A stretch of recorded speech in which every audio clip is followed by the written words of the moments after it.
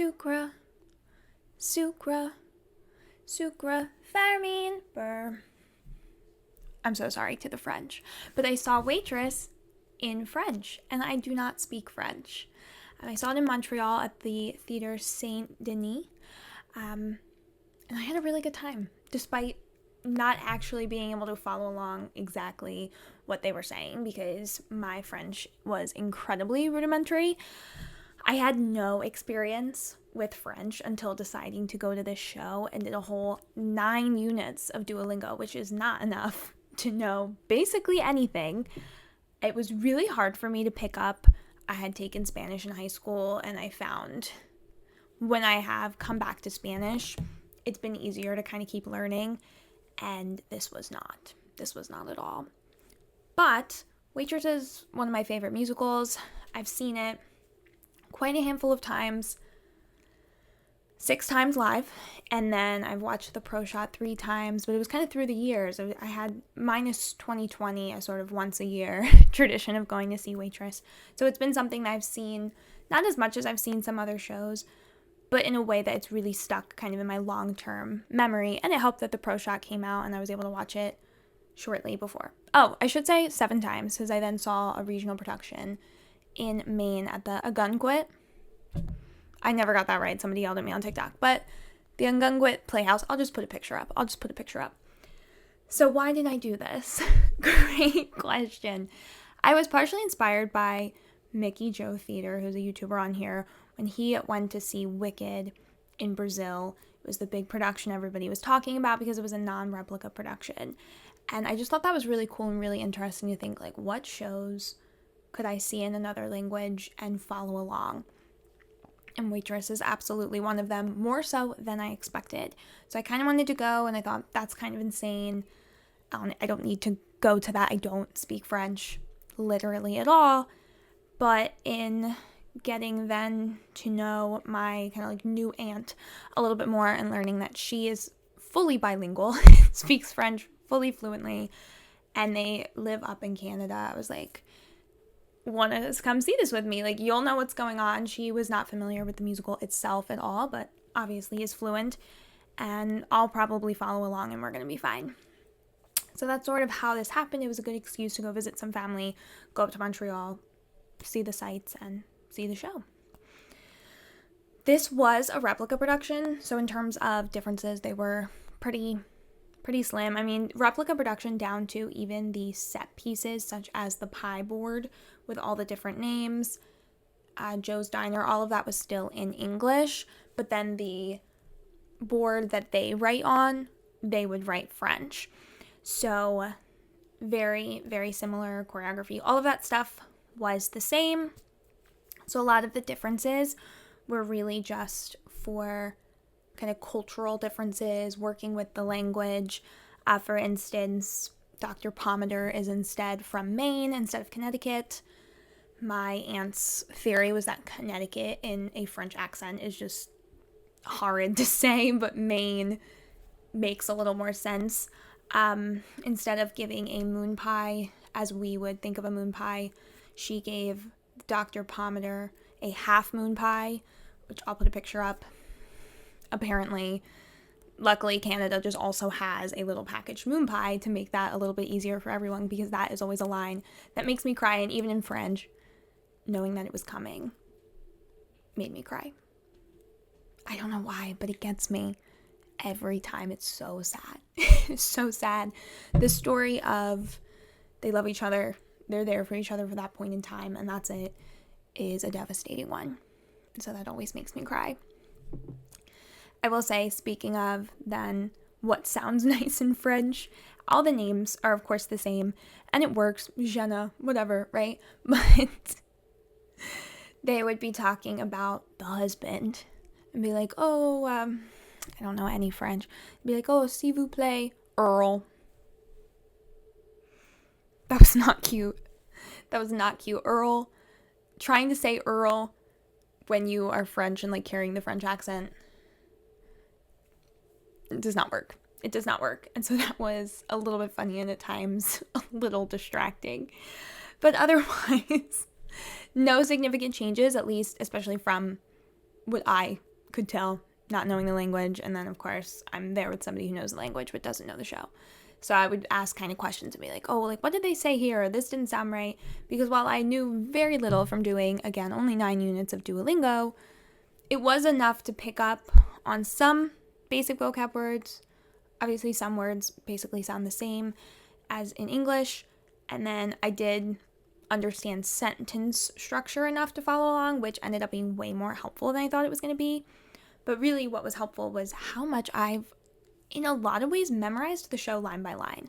The songs were easy. I mean, I know the songs so well that I didn't even need to, like, cognitively think about the songs. They were just kind of running in my head. And then during dialogue, I was sort of trying to pick up, like, okay, this is what's said. And I would say, like, 85% of the show, I ended up really being able to, like, line for line, like, I know exactly what they are saying. Like I said, I had recently watched the Pro Shot, and I think in May, I then saw the show in June, but I also saw it live in Maine in May as well. So I had no idea how much of Waitress, I knew it well, but so much of it is just in the back of my mind. And even in scenes where I didn't know them line for line, I of course knew what was happening and knew most of what they were saying, but maybe I couldn't remember the exact dialogue. I was also really excited to get merch. I have this shirt in English, so I was super excited to see that they made a French version, and its fit is, like, so much nicer. The English one is, like, the dolman tee, and it kind of falls off the shoulder. It's always showing bra straps. It bothers me. This is, like, a nicer fit. It's got still a scoop, but it's more snug, and I like that. I got just a regular Waitress La Comédie des Musicaux or something it says. Oh, it says it on this, because I also got a pie. I got a pie. I couldn't eat the pie, unsurprisingly. But every time I've seen the show, I've gotten a little pie and kept the jar, cleaned it out and kept it as a souvenir for its final tour, which was the non-equity tour that was supposed to be in 2020 and then ended up playing, at least in my town, in 2022. They didn't have pies, and I made my own because we were not going to not have a pie. Like, I'd come so close. So I was super excited that they had a jar. It says Waitress, La Comédie Musicale. Horrid. I know that I'm doing a bad job.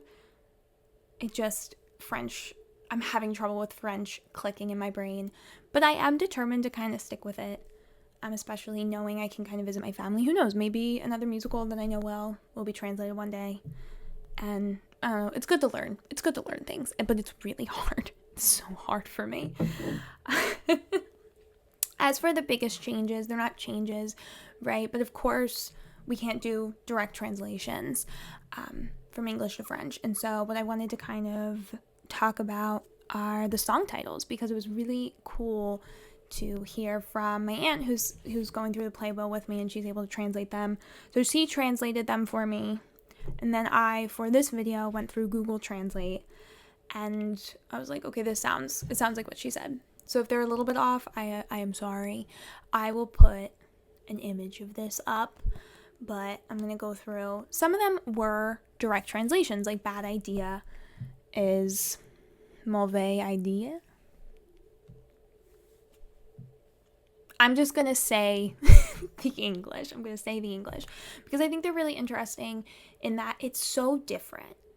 It's so different because it's not a direct translation, and yet at the same time, it's painting that same picture, and I just think that that's really interesting, and it must be such a cool and difficult and interesting experience to translate a musical, right? Because you're not just directly translating, even in the songs where the titles happen to be direct translations, like Bad Idea, or funny enough, I Love You Like a Table, but then you have to make sure in French those sound, pleasant to the ear with other words. So I think that's really cool.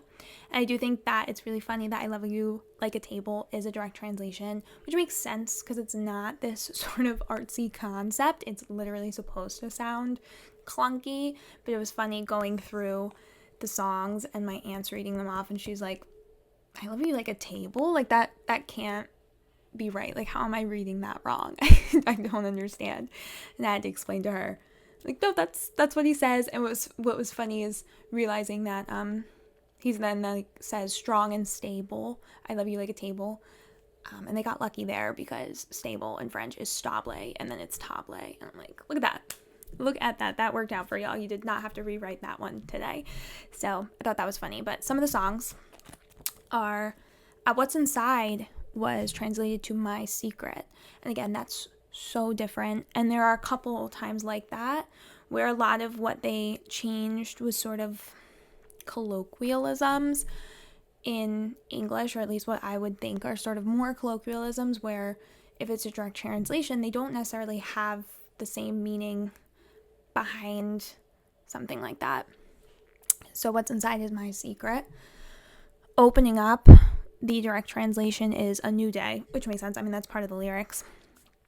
What Baking Can Do was translated to Our Hidden Secret, which I think that's like, just like the French is such a beautiful, much more artistic sounding language. It's very descriptive, right? And so like, oh, what baking can do isn't amazing, what baking can do, and then it translates to Our Hidden Secret. The way she deals with things, right, comes from her mom, and I love that is what the song title then focuses on, and like that is her secret, and that's how she's dealing with it, and nobody else knows about it.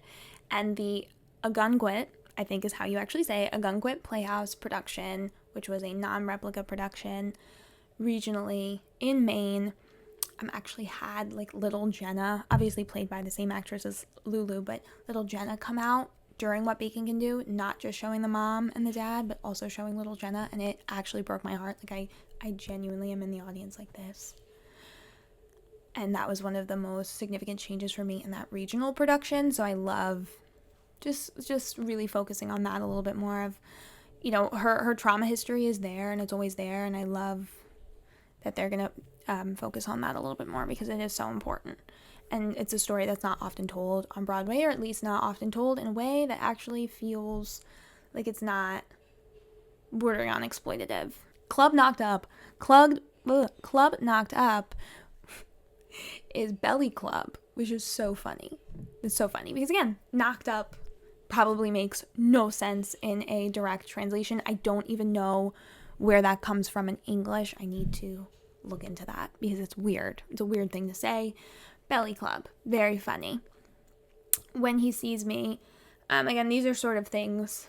This is like a mildly pretty direct translation, right, of like When He Arrives, and some of those are going on. It Only Takes a Taste is From the First Bite, which I love. And again, that's something that's sort of still in the song in English. A Soft Place to Land is Our Lucky Star, which, like, if someone is out there watching this video and is bilingual in English and French and can like see the show, or maybe there's a recording out there, I don't know, and translate what is going on in A Soft Place to Land, it really makes me think like, wow, they must have changed a lot. Because again, like From the First Bite, It Only Takes a Taste, it's pretty close. They actually say, right, like just one bite caused all that wondering, like that's in there. To change it to Our Lucky Star, they must have changed so much of the lyrics to be so different, but at the same time the meaning is still there. So this is just very cool to me, very interesting. You Matter to Me is I'm Here for You. I don't love that. I feel like that's the one where I'm like, oh, You Matter to Me feels more meaningful, at least in my language. That's not the point. This is a French musical, but I'm just putting that out there.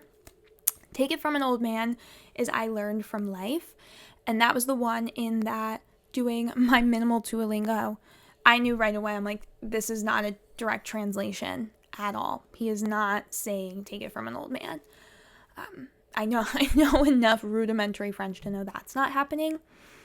And yeah, I mean, again, same meaning, take it from an old man. The whole point is that it's like, oh, take it from me, but then in the end, it's a literal, like, take, if you lack the strength of your own, hold out your hand and take it from an old man, right? So it's sort of the colloquial take it from me, and then a literal take it from me.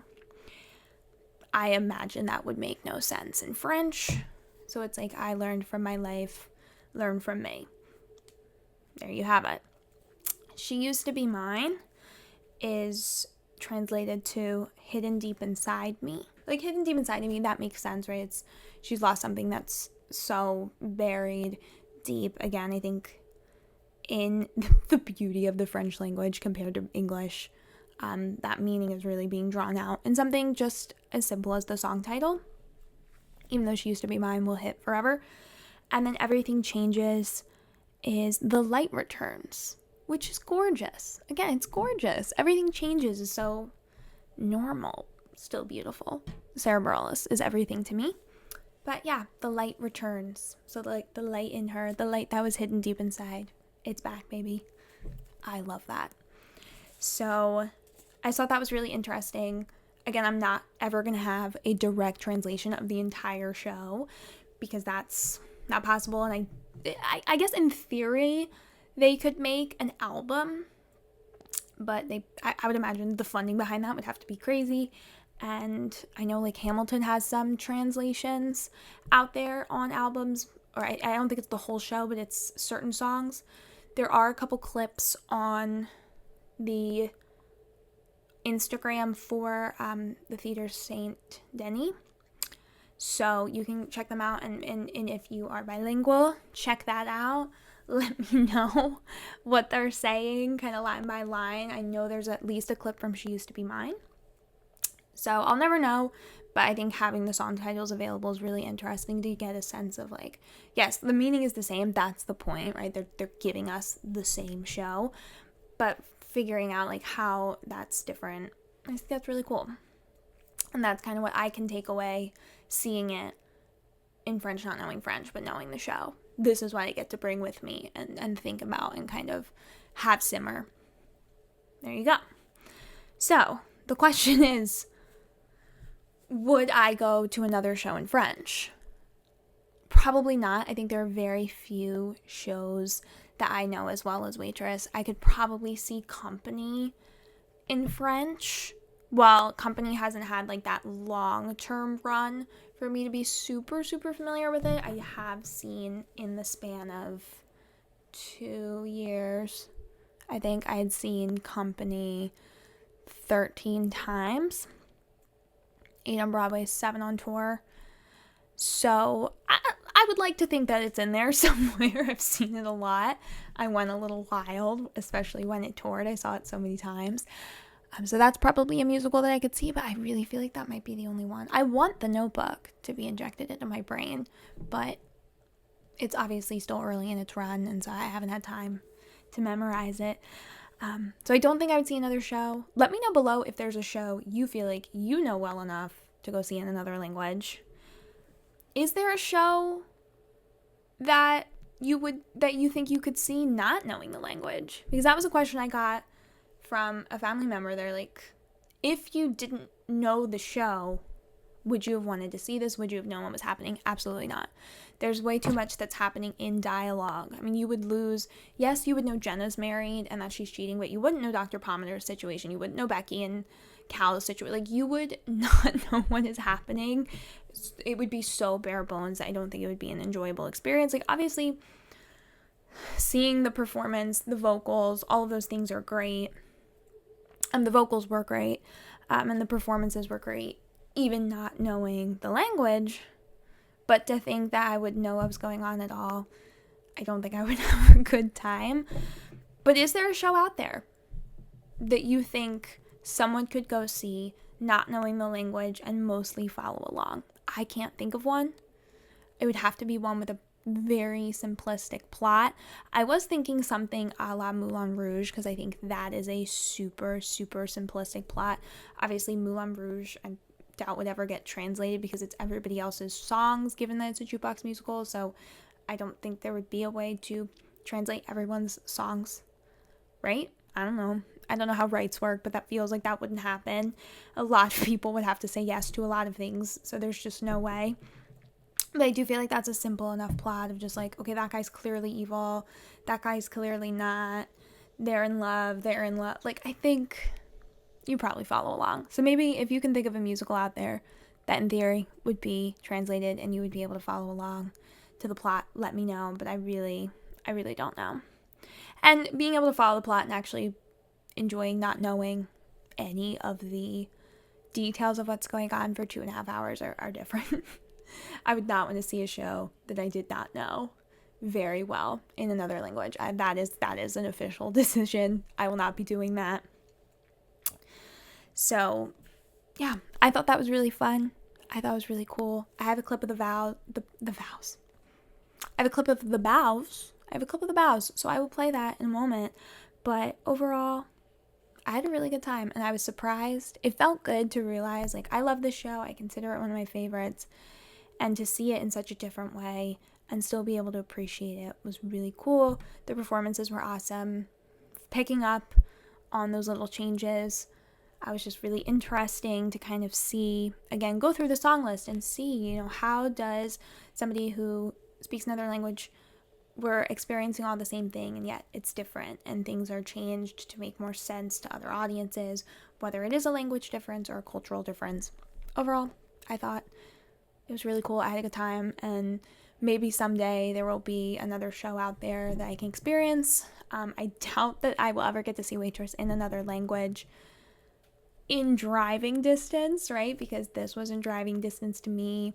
Flying out to go see Waitress in like Spanish or something, I think that would be a bit much. So I do also just feel lucky that this was something that kind of worked, and that my family was nearby and I could drive there. So it felt like sort of a once in a lifetime sort of opportunity for, hey, I love theater. What happens if I can't follow the language? I have to just kind of get by on what I know.